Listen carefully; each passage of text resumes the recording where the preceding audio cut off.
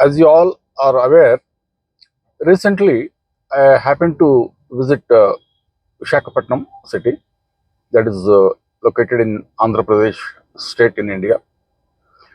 So I have driven down all the way from Hyderabad. I went by road, and I happened to take a satsang for the local disciples who are based in Visakhapatnam. And instantly I had to do the satsang in Telugu language because many of the sadhaks who were present, they could not understand English. So I had to compulsorily talk in Telugu only. And satsang went on for quite some time, and I have uploaded the videos also in two parts, since the video was shot in by two different cameras. We just uploaded both the videos separately. So few sadhaks have been expressing their desire if the video can be translated into English.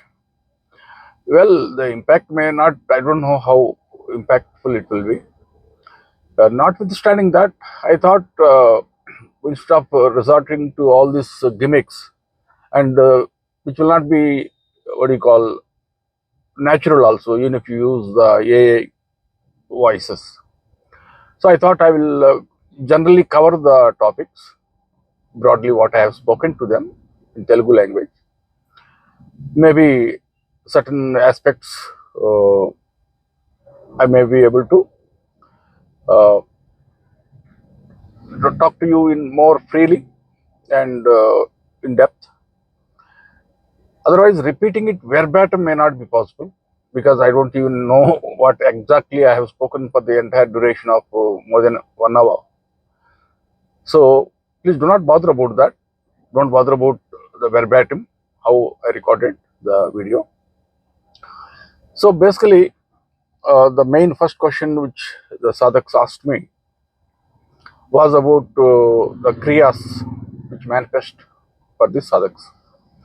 As you all are aware, for different sadhaks, different kriyas they manifest, and even for one sadhak also, the kriyas will be uh, very different. Means sometimes one category of kriyas manifest, sometimes some other category of kriyas they manifest. And when it comes to many other sadhaks, it will be obviously the difference will be much more. Very, in some cases, of course, there will be common kriyas also. So basically, the reason for this is the karma accumulated by every person is different. It is simple and self-explanatory. No person is same. You may find, the chances are that you may find two similar looking persons as far as their body structure is concerned and the facial features are concerned. But the character of a person is totally unique. It will not be no other second person will have the same character built in him. When I say character, it is basically the accumulated karma. It is the accumulated karma that dictates how a person is, the character of a person is, how he behaves in the society, or how his temperament is there. So, no two different persons are same. Since the karma accumulated by each person is totally different, when that has to be cleaned up, the reaction will be different. Basically, what is kriya? Kriya is nothing but the reaction experienced by the person mentally, physically, and also in the external outside world. That is basically the effect when the cleaning is going on inside. When the cleaning, when the cosmic power is in a kind of retrograde motion, or that means it is not in creative mode, it is going in the opposite direction now. in a disintegration mode. It is disintegrating the complete karma of the sadhak, the accumulated karma deep within, that is being disintegrated. When that is taking place, the effect which the person experiences is called kriya, basically. So therefore, when we say that why different people have different kriyas, because the karma accumulated is so different. It is akin to, when you wash. I was giving the example of washing a garment. If suppose the dirt is in red color, when you completely wash it and when you squeeze the dirty water, it will be in red color. Suppose the dirt is in blue color, when you wash and squeeze it, it will be in blue color. Based on the kind of dirt, color of the dirt, when you wash the garment, the dirty water will be in that particular color. Same is the case with when the karma is being cleaned up, the reaction experienced by the persons will be different. And I was also talking to the sadhaks regarding how one should always keep their minds focused on the main objective in life. The very purpose of human life is, for that matter, there is no purpose as such. It is only the whims and fancies of a person by which they say, no, I want to achieve this, I want to attain this. My purpose of life is, doing welfare to the mankind, or my passion is to become a great actor or a politician, or become a scientist, do the lot of scientific discoveries. Now, all this will be part of the Maya, as you all know that. You have all read so much about spiritual subjects. Anything you want to have something in life, a human life, is part of the Maya. So when we say that what is the purpose of human life, it is also part of the Maya only. Now, before that, first understand the underlying reason for the human life. What is the underlying reason for which a person has taken birth on this planet in this lifetime? His own self-created karma. His own self-created karma has forced him to take birth on this planet, and he is undergoing the consequences of his own actions in this lifetime. Now, as part of that, it may be possible that certain person must have died in his past life, he wanting to become a great scientist, which he couldn't. So with that passion, he died.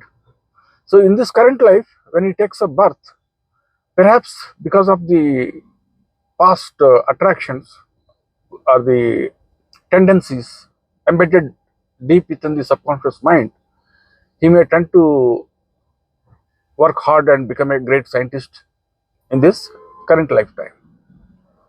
That could be there as part of his own accumulated karma. That could happen. But otherwise, what is the purpose of human life?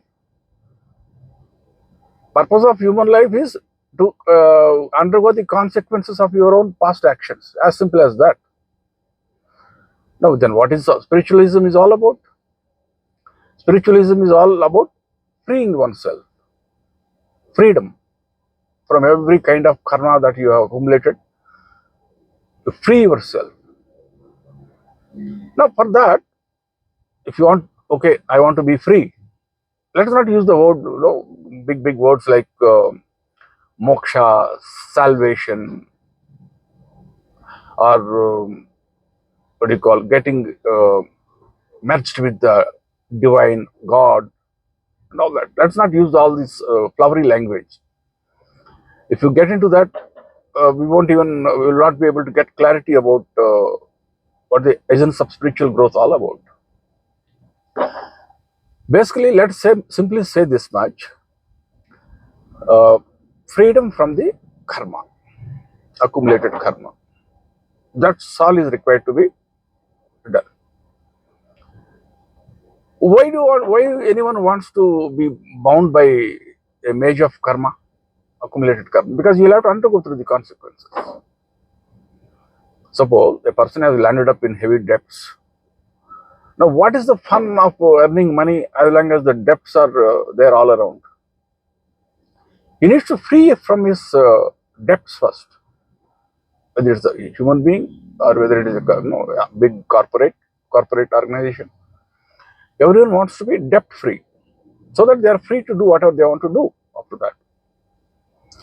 Similarly, the spirit needs to be free first, free from taking birth again and again. Now, how do you do that? First, you have to settle your own karma there. Unless you settle down your own karma, you will be forced to take birth again and again. So that struggle for freedom from the cycle of birth and death is what the spirit is trying to do, and that is the spiritualism all about it. Now here comes a point. Many say, no, what do you call? What is there in it for me? So after all, why not I enjoy this life? There's so much beautiful world all around me, and I have got so much of money. Why don't I enjoy?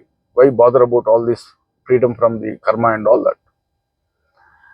Probably this kind of thinking could be taking place maybe due to lack of awareness. People must be under the impression that the life is all about this is all about life. After that, when we die, we are never be going to be reborn again. If that is the case, then it's a different thing. I have no when a person doesn't believe something, then nothing can be done about that. But however, I try to give an indication. Uh, this is especially for those for people who are of this kind of nature. They can't trust something. They say they have a question: what is the guarantee that there will be a rebirth for this soul? What is the guarantee that all whatever I am undergoing is all through my karma and all that? So they need something else to get a clarification. I'll try to give you a kind of a little insight into that. This is especially applicable for people who practice Ashtanga Yoga, or we also call it Raja Yoga. It is basically based on meditation, purely based on meditation.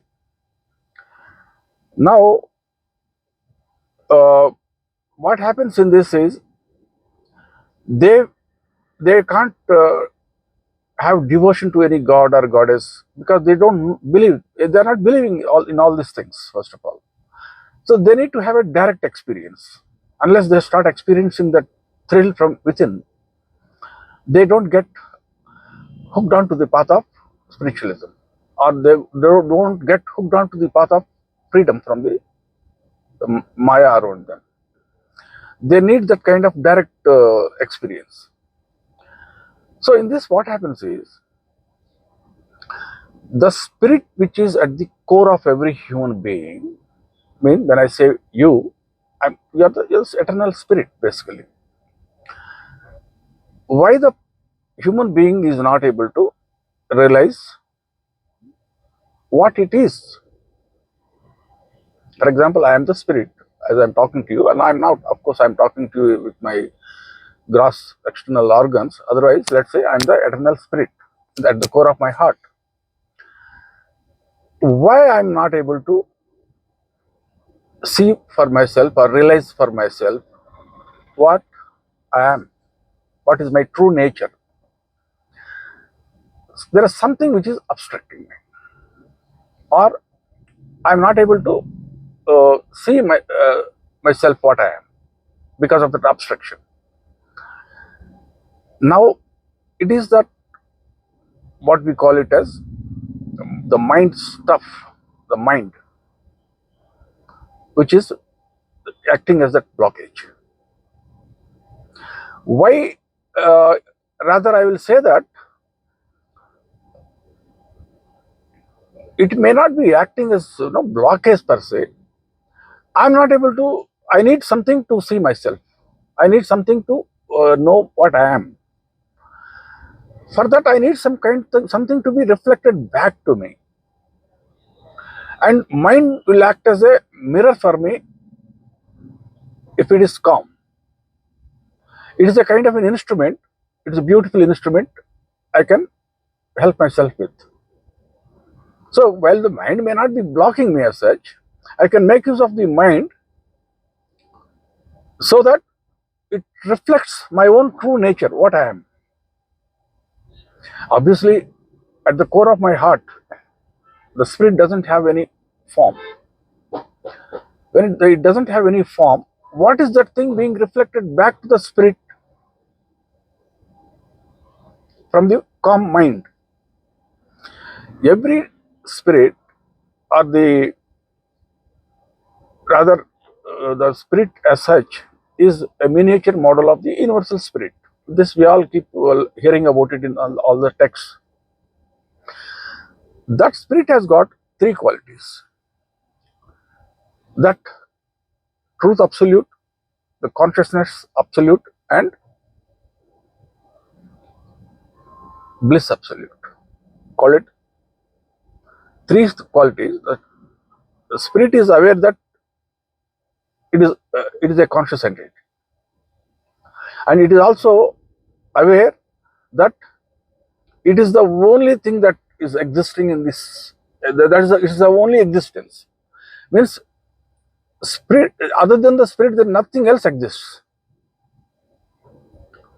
That is the truth.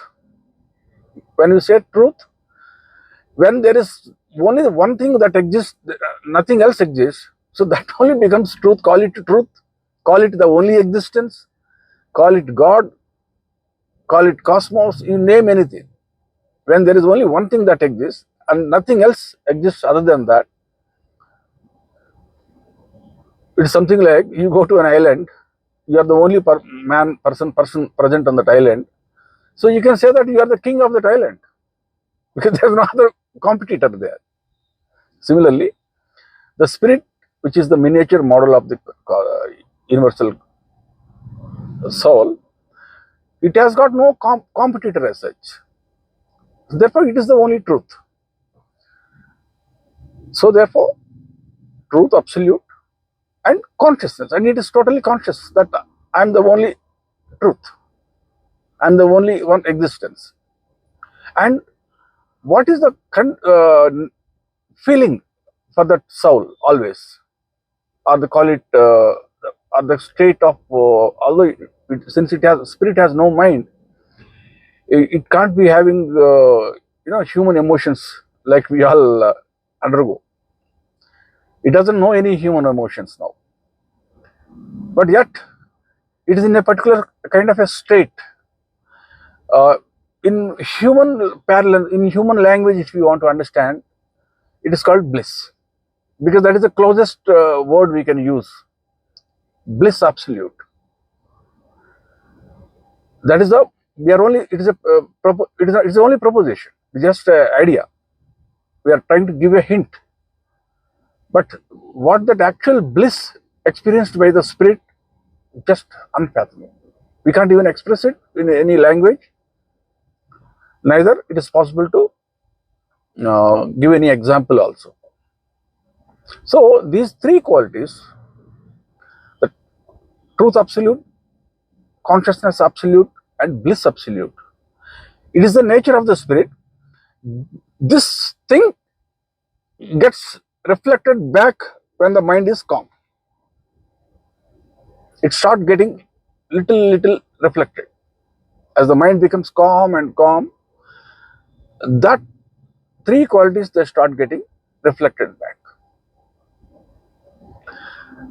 Now, what to do now? It is self-explanatory. The mind has to become calm. If the mind has to become calm, if I just wish it, how will it become calm? We have to systematically prepare it to make it calm. And even if you try it, do that, that will also be temporary. Even if, let's say, let me be very calm, let me go to a serene, good, mountains, resort, spend some time peacefully. They are like applying balm to the actual problem. Mind is in a chaotic state because of a reason. Because something is not allowing it to remain calm. And what is that something that is not allowing it to remain calm? Is the karma which has been accumulated. Because of the karma, various categories of karma, it is throwing the mind into various modifications, various passions. I want to become a great artist. I want to become a great scientist. I want to do social service. I want to feed the poor and hungry. Or I want to, no, this society is worthless. This mankind is worthless. I should cheat my way through. I don't mind even killing people because the humanity doesn't deserve any compassion. So all these thoughts are arising because of the karma I have accumulated. As a result, my mind is constantly undergoing various modifications. When it is in such a chaotic state, how can I see what I am? How do I realize? Add this another, what do you call, the element of egoism also attached to it. I have always, I'm under the impression that I am myself, I'm alone, and whatever I'm doing is I'm different from the others. The feeling of self identity is also now is there, and as a result, mind is further thrown into various chaotic situations. So finally, the entire story of spiritual growth comes about elimination of the or the neutralization of the karma accumulated. All yoga systems, all tantric systems, they have been devised solely for that purpose. But again, then there is a mechanism here. As we say, uh, suppose you want to grow a crop, you can't just go and throw some seeds, right? You won't get a good crop. You need to prepare the soil well and put some fertilizers, sow the seeds, water them, water the field, and once in a while use pesticides. So you have to take a lot of preparations. You have to prepare the soil also after that also. Similarly, no human being can eliminate his own karma. He can only undergo the consequences of the karma. And what is happening when he undergoes the consequences of the karma? That is getting recycled back into the system. It's not getting eliminated. You undergo the consequence of the karma, and that is getting recycled back. Cause, effect, cause, effect, cause, effect. The wheel of causation, it goes round and round and round all eternally. So therefore, there has to be some tampering which needs to be done, which we keep discussing about earlier in other videos also. That becomes a different topic altogether. Now, I will not get up to that level, wherein the energy starts disintegrating the karma by itself. As the karma starts getting disintegrated, mind becomes now calm. And as the mind becomes calm, the first indications, the spirit will get the first indication, start getting the indication as to what it is all the time. It start getting that initial, when we say that the initial ray of knowledge dawns in a mind, this is what it means. Because there is no knowledge as such for coming from outside to the spirit inside. Because spirit is eternally powerful, all-knowing. So there no knowledge comes from outside into the mind. It is when the mind becomes calm, the spirit which is at the core of the human being, it starts realizing its own nature. When it gets the first indication, then that is what you call it as knowledge. Sometimes we do experience also, we people when mind all sometimes it becomes calm indeed, with all the karma intact. With all the karma intact, sometimes it gets a glimpse of what its true nature is. But that is only for a few fleeting moments, very few seconds maybe at the best, before karma overtakes and the mind is thrown into various modifications.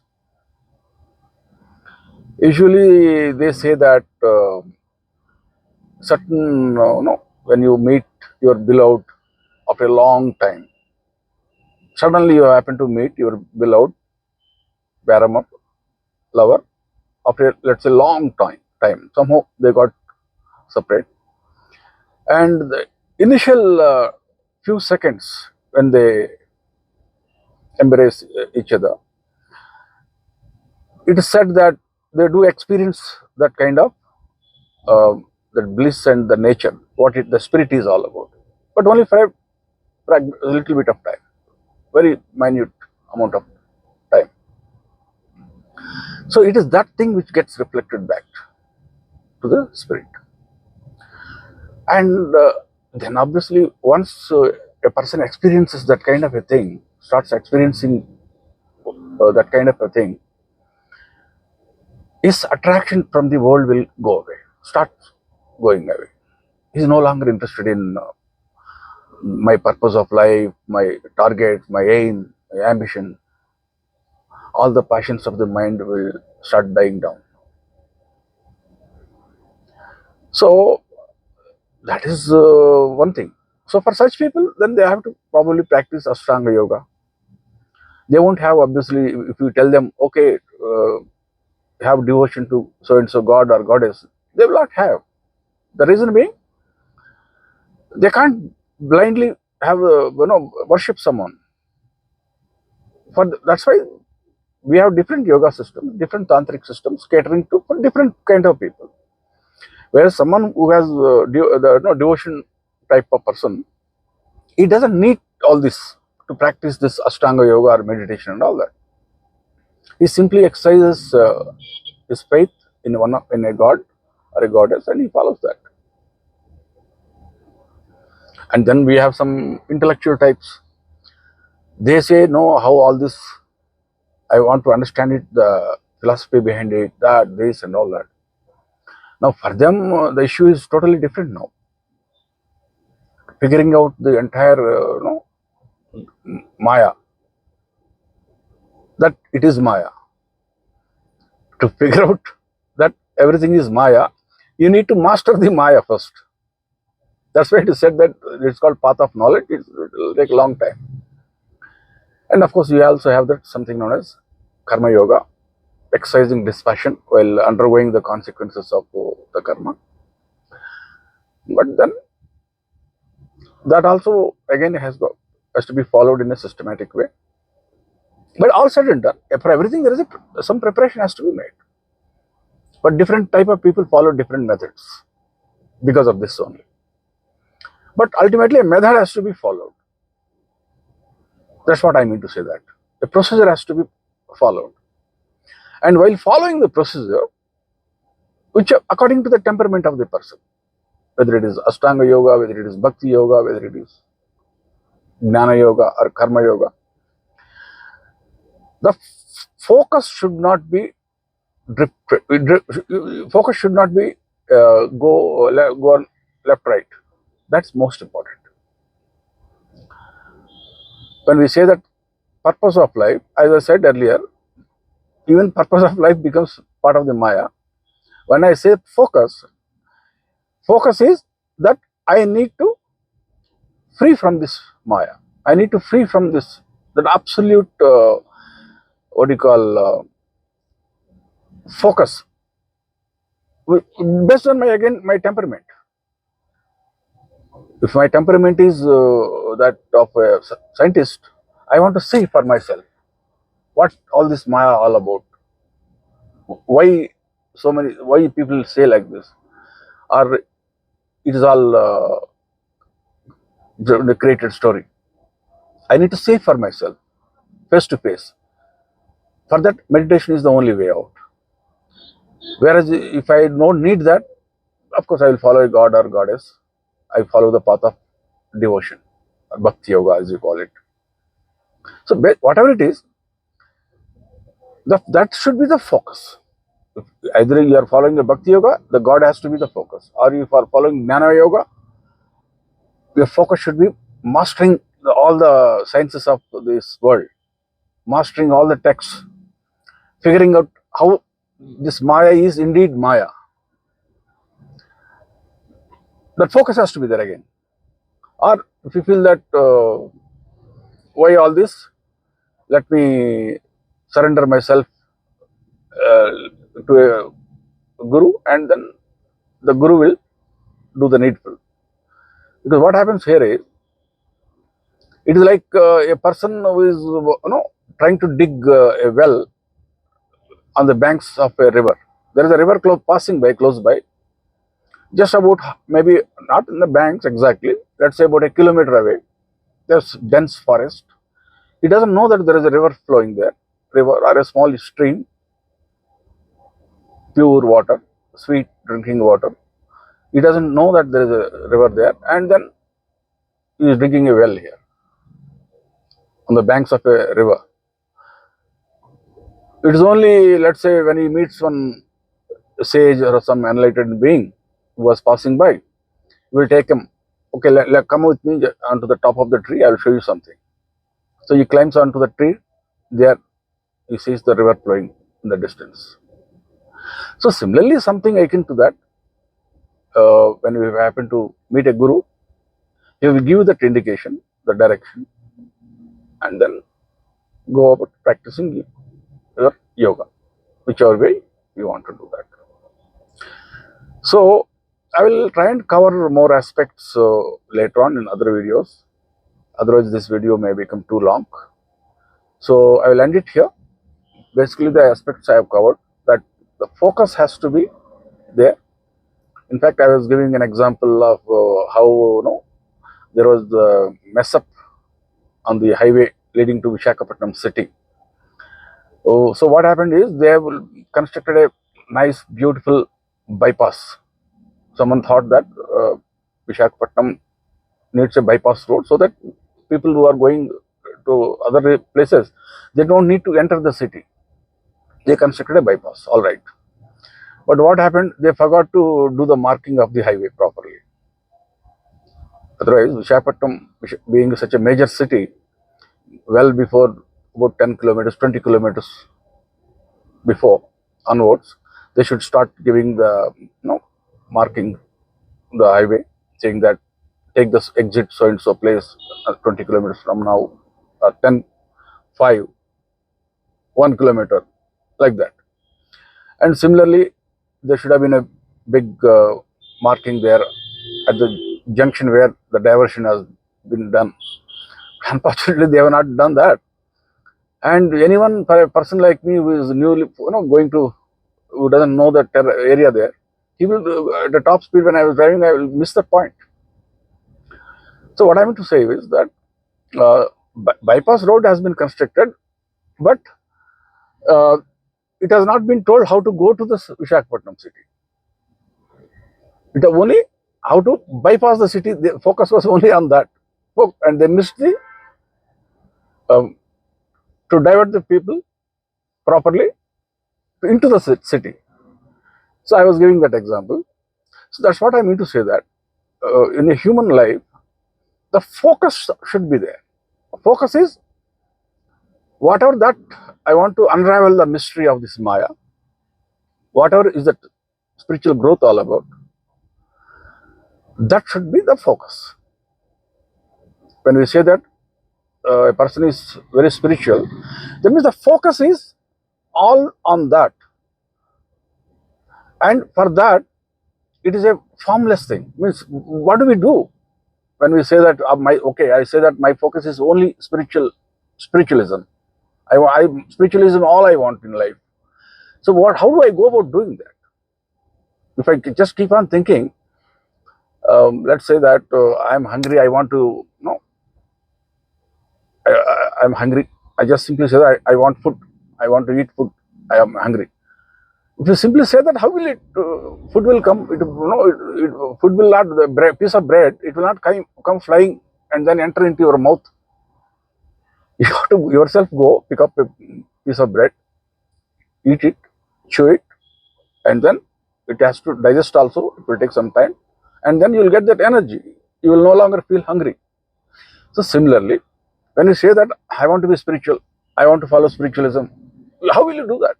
But there's a method, there's a laid down procedure. It can only happen through the medium of someone called as guru in the society.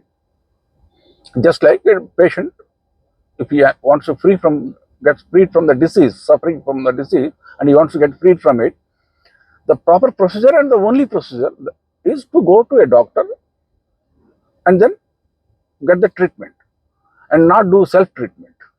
And as such, you know how dangerous self-treatment can be.